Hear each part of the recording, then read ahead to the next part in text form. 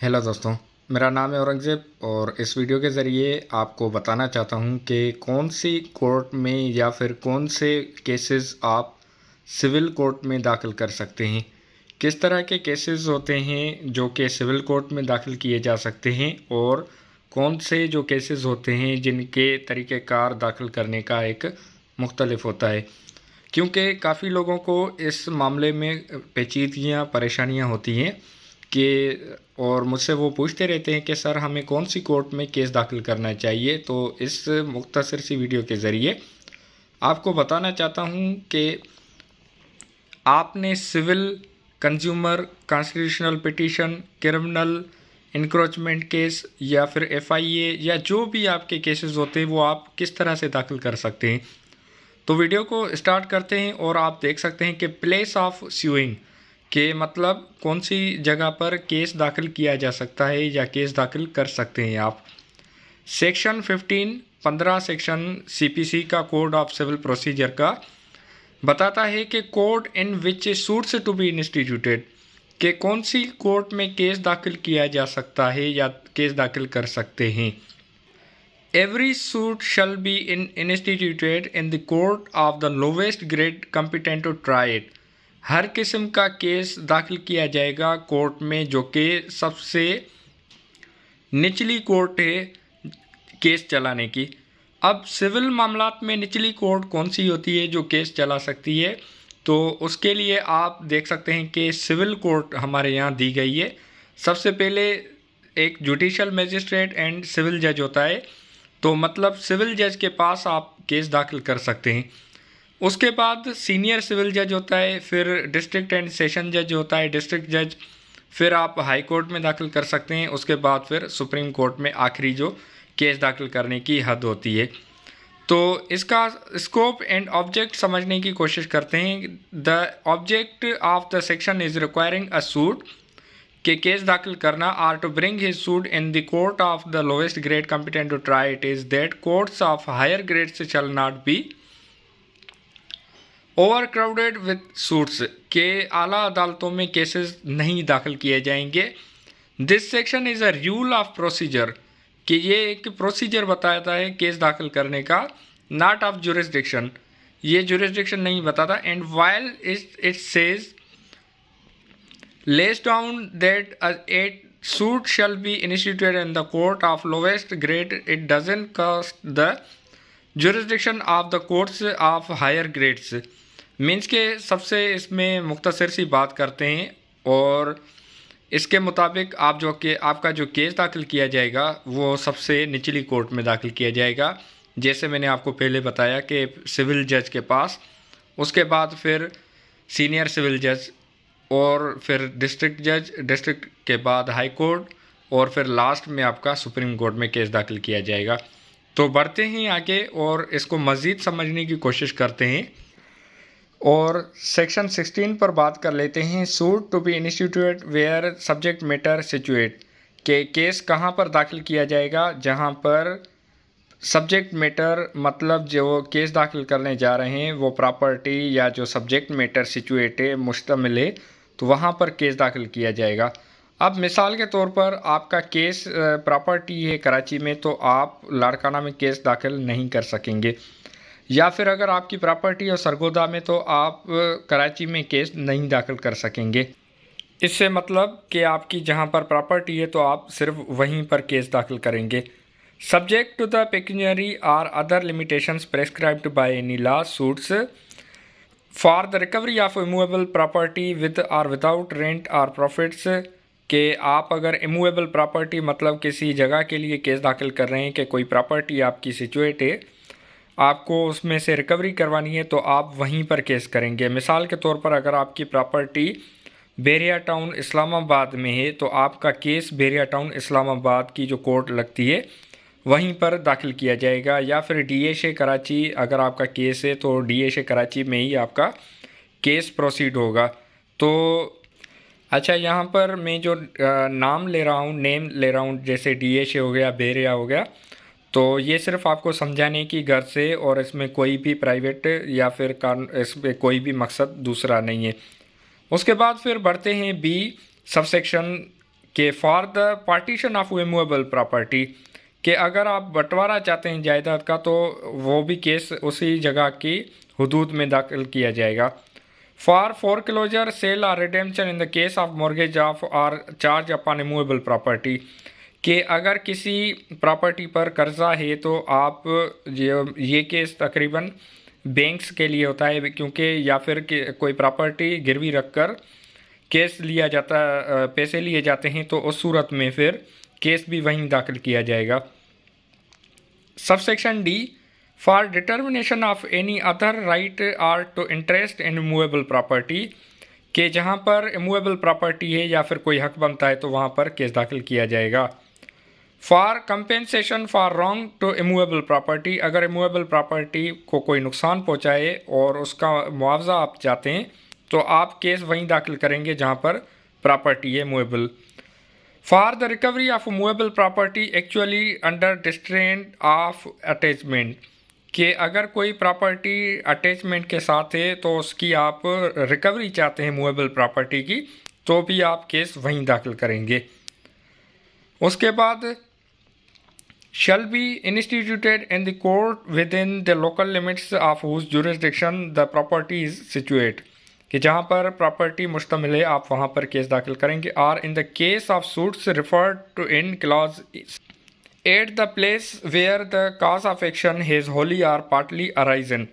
के दूसरी सूरत में अगर आप केस करना चाहते हैं तो जहाँ पर काज ऑफ एक्शन हुआ है वहीं पर केस दाखिल किया जाएगा। Provided that a suit to obtain relief respecting or compensation for wrong to immovable property held by or on behalf of the defendant may, where the relief sought can be entirely obtained through his personal obedience, be instituted either in the court within the local limits of whose jurisdiction the property is situated, or in the case of suits referred to in clause C at the place where the cause of action has wholly or partly arisen, or in the court within the local limits of whose jurisdiction the defendant actually or and voluntarily resides or carries on business or personally works for gain, कि जहाँ पर कोई शख्स अगर कारोबार करता है तो वहाँ पर ये केस दाखिल किया जाएगा। पर्सनली वर्क्स फॉर गेन, जहाँ पर वो अपना काम करता है तो वहाँ पर केस दाखिल किया जाएगा। मिसाल के तौर पर अगर आप सूट पर रिकवरी करना चाहते हैं तो आपको जहाँ पर डिफेंडेंट की रिहाइश है, मिसाल के तौर पर अगर आपका जो पैसा अगर कोई लेकर चला गया है, आपको आपके पैसे नहीं दे रहा और आप रिकवरी के लिए केस करना चाहते हैं, तो आप रिकवरी के लिए केस क्वेटा में ही जाकर करेंगे, बजाय इसके कि आपका कोई कराची से फ्रॉड करके और क्वेटा भाग गया है तो आप कराची में केस नहीं कर सकेंगे और क्वेटा शहर में ही जाकर आप उसके खिलाफ केस दाखिल करेंगे। इसके अलावा आगे बढ़ते हैं सेक्शन 17 पर। Section 17 suits for immovable property situate with in jurisdiction of different courts, अगर एक कोर्ट से ज़्यादा की हदूद में प्रॉपर्टी वाक़ है तो फिर कोर्ट केस किस तरह से दाखिल किया जाएगा। तो इसके लिए बताया गया है कि where a suit to obtain relief respecting or compensation for wrong to immovable property situate within the jurisdiction of different courts, the suit may be instituted in any court within the local limits of whose jurisdiction any portion of the property is situate, provided that in respect of the value of the subject matter of the suit, the entire claim is cognizable by such court, कि अगर एक से ज़्यादा court की हदूद में property मुश्तमिल है तो फिर आप किसी भी कोर्ट में केस करना चाहें तो बिल्कुल आप कर सकते हैं। अगर आपको इस सेक्शन से मुतालिक कोई सवाल या फिर कोई बात समझ नहीं आ रही तो कमेंट सेक्शन में आप मुझसे पूछ सकते हैं, और अगर आपको सही तरीके से ये समझ आ गई है तो फिर आप मुझे इसका जवाब कमेंट सेक्शन में लाजमी दें। तो बढ़ते हैं सेक्शन 18 की जानिब। Section 18 place of institution of suit where local limits of jurisdiction of courts are uncertain, कि अगर आप गैर यकीनी की सूरत हाल में पड़ गए हैं कि आपको केस कहाँ दाखिल करना है या कौन सी कोर्ट में, तो उसका हल इस तरह से बताया गया है कि where it is alleged to be uncertain, कि आप गैर यकीनी सूरत हाल में पड़ गए हैं within the local limits of jurisdiction of which of two or more courts any immovable property situate any one of those courts may, if satisfied there is ground for the alleged uncertainty, record a statement to that effect and thereupon proceed to entertain and dispose of any suit relating to that property। कि अगर एक से ज़्यादा court की हुदूद में एक मामला आ गया है तो जो भी कोर्ट इस केस को चलाना चाहे तो बिल्कुल चला सकती है। इसमें वो एक स्टेटमेंट रिकॉर्ड करके फिर केस को चलाएगी और आगे बढ़ाएगी। अब मिसाल के तौर पर एक प्रॉपर्टी है जो कराची में भी है, हैदराबाद, सक्खर और फिर लाड़काना में भी है। तो अब इस सवाल में कन्फ्यूजन आ जाती है कि ये केस कहाँ चलेगा, आया लाड़काना, सक्खर, हैदराबाद या फिर कराची में चलेगा। तो इसके लिए यहाँ बताया गया है कि आपका केस किसी भी करीबी कोर्ट में आप चलाना चाहें तो बिल्कुल आपको इजाज़त है या फिर आपका केस प्रोसीड किया जा सकता है इस सेक्शन के मुताबिक। अगर आपको कोई रहनुमाई चाहिए तो आप कमेंट सेक्शन में रब्ता करें और मुझसे सवाल पूछ सकते हैं।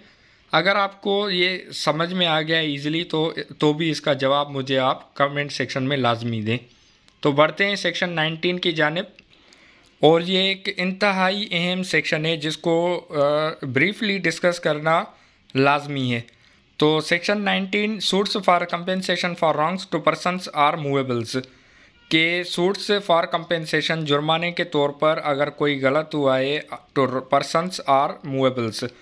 कि कोई अगर मूवेबल प्रॉपर्टी की आप रिकवरी चाहते हैं, जैसे मैंने पहले आपको बताया कि सूट फॉर रिकवरी चाहते हैं, कुछ गलत हुआ है आपके साथ, तो कहाँ केस दाखिल किया जाएगा। तो इसका जवाब सेक्शन 19 कुछ इस तरह से देता है कि where a suit is for compensation for wrong, कि अगर आप डैमेजेस का केस करना चाहते हैं डन टू द पर्सन, कि किसी के साथ कुछ गलत हुआ है, और टू मूवेबल प्रॉपर्टी या किसी मूवेबल प्रॉपर्टी के साथ, if the wrong was done within the local limits of the jurisdiction of one court and the defendant resides or carries on business or personally works for gain within the local limits of the jurisdiction of another court, कि अगर किसी के साथ गलत या फिर बुरा सलूक किया जाता है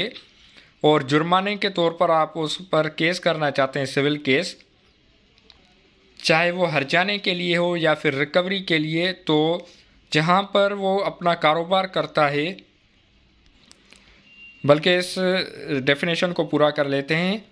कि within the local limits of the jurisdiction of another court the suit may be instituted at the option of the plaintiff in either of the said courts, के दोनों कोर्ट में केस दाखिल किया जा सकता है। कि अगर किसी के साथ कंपेंसेशन हुई है, कंपेंसेशन के लिए अगर आप हर्जाने के लिए केस दाखिल करना चाहते हैं तो आप चाहे आप जिसके खिलाफ़ केस दाखिल करना चाहते हैं तो वहाँ पर भी दाखिल कर सकते हैं या फिर जहाँ आपकी रिहाइश है आप वहाँ भी दाखिल कर सकते हैं। अब इसमें इलस्ट्रेशन को मुख्तसर से समझ लेते हैं। A residing in Karachi beats B in Quetta, B में sue A either in Quetta और इन कराची, के ए मतलब औरंगज़ेब ने कराची में रिहाइश है औरंगज़ेब की, बीट्स मतलब बी मतलब भलवान इन कोयटा, के औरंगज़ेब कोयटा में जाकर भलवान को मारता पीटता है, तो बी मतलब भलवान में सू ए मतलब औरंगज़ेब के ख़िलाफ़ भलवान केस दाखिल कर सकता है या कोयटा में या फिर कराची, दोनों हुदूद में केस दाखिल कर सकता है। उम्मीद करता हूँ ये सेक्शन आपको समझ में आ गया होगा, और अगर आपको कोई रहनुमाई चाहिए, सवाल पूछना हो तो कमेंट सेक्शन में आप मुझसे सवाल पूछ सकते हैं। और अगर आप कोई सजेशन देना चाहें भी तो कमेंट सेक्शन में ज़रूर कमेंट कीजिएगा, या फिर अगर आप कोई चीज़ बताना चाहें, कोई सजेशन कुछ भी हो तो आप लाजमी कमेंट ज़रूर कीजिएगा ताकि मुझे पता चले कि मेरी इन वीडियो से आपको फ़ायदा हो रहा है। बढ़ते हैं आगे और बात करते हैं सेक्शन 20 के मुतालिक, और जो कि लास्ट सेक्शन है जिसके मुतालिक हम बात करेंगे। तो आप देख सकते हैं सेक्शन 20 मतलब 20वां सेक्शन के other suits to be instituted where defendant resides or cause of action arises, के जहाँ पर काज ऑफ एक्शन होता है या फिर जो डिफेंडेंट है उसकी रिहाइश है तो वहाँ पर केस दाखिल किया जाएगा। Subject to the limitations aforesaid, every suit shall be instituted in a court within the local limits of whose jurisdiction, के केस दाखिल किया जाएगा उसी हदूद में जहाँ पर jurisdiction आती है। A, the defendant or each of the defendants where there are more than one at the time of commencement of the suit actually and voluntary resides or carries on business or personal works for gain, कि जहाँ पर defendant की रिहाइश है वहाँ पर case दाखिल किया जाएगा। मतलब जो रिकवरी का केस है वो आप डिफेंडेंट के पास दाखिल करेंगे जाकर उसके शहर में। B, any of the defendants there where there are more than one at the time of the commencement of the suit actually and voluntary resides or carries on business, के जहाँ पर एक से ज़्यादा डिफेंडेंट्स हों तो आप वहाँ पर केस दाखिल कर सकते हैं जहाँ पर डिफेंडेंट्स के कारोबार हैं या फिर काम करते हैं। Personal works for gain provided that in such case either the leave of the court is given or the defendants who do not reside or carry on business or personally works for gain as aforesaid acquiesce in such institution or cause of action wholly or and partly arises, कि जहाँ पर जो defendant हैं उनकी रिहाइश है वो वहाँ पर काम करते हैं, बिजनेस करते हैं, तो वहाँ पर जाकर आप उनके खिलाफ केस दाखिल करेंगे। या फिर जहाँ पर काज ऑफ एक्शन अराइज हुआ है या जहाँ पर आपका मसला पैदा हुआ है वहीं जाकर आप केस दाखिल करेंगे। एक्सप्लेनेशन को समझने की कोशिश करते हैं। और explanation 1, where a person where Aurangzeb has a permanent dwelling at one place, मतलब औरंगजेब कराची में रिहाइश पजीर है। And also a temporary residence at another place, उसकी दूसरी जगह पर भी रिहाइश है। He shall be deemed to reside at both places in respect of any cause of action arising at the place where he has such temporary residence, कि जहाँ पर उसकी टेम्पररी रेजिडेंस है वहाँ पर भी उसके खिलाफ केस दाखिल किया जा सकता है। Explanation 2, a corporation shall be deemed to carry on business at its sole or principal office in Pakistan or in respect of any cause of action arising at any place where it has also a subordinate office at such place, के जहाँ पर पाकिस्तान में इनकी कहीं किसी भी जगह पर ऑफिस है तो वहाँ पर केस दाखिल किया जाएगा, यहाँ या फिर जहाँ पर इनकी सबऑर्डिनेट ऑफिस है वहाँ पर भी केस दाखिल किया जा सकता है। मिसाल के तौर पर पाकिस्तान की एक नामियारी कंपनी है जिसका कारोबार या फिर जिसका काम, जिसकी सर्विसेज पूरे पाकिस्तान में हो और उसकी सर्विसेज हैदराबाद में भी हो, तो आप हैदराबाद में भी केस दाखिल कर सकते हैं। या फिर जिसकी नौशहरा में ऑफिस है, फ्रेंचाइज है, तो वहाँ पर भी आप केस दाखिल कर सकते हैं उस कंपनी के ख़िलाफ़। इलस्ट्रेशन को भी एक नज़र देख लेते हैं। A is a tradesman in Lahore, B carries on business in Karachi. B by his agent in Lahore buys goods of A and requests A to deliver them to Pakistan International Airways. A delivers the goods accordingly in Lahore. A may sue B for the price of goods either in Lahore, where the cause of action is arising, or in Karachi, where B carries on business. के ए जो मतलब औरंगज़ेब है उसने B से सामान ख़रीदा हुआ है लाहौर के लिए और उसका नुकसान वहाँ लाहौर में होता है, तो मतलब औरंगज़ेब ने जो जहाँ पर उसको पैसे दिए हुए हैं कराची के लिए मंगवाया है, तो औरंगज़ेब कराची में भी केस दाखिल कर सकता है और लाहौर में भी। उसके अलावा बी, ए रेजाइड्स एट मरी, औरंगज़ेब की रिहाइश मरी पर है, B at Lahore and C at Karachi. A, B and C being together at Bahawalpur, B and C make a joint promissory note payable on demand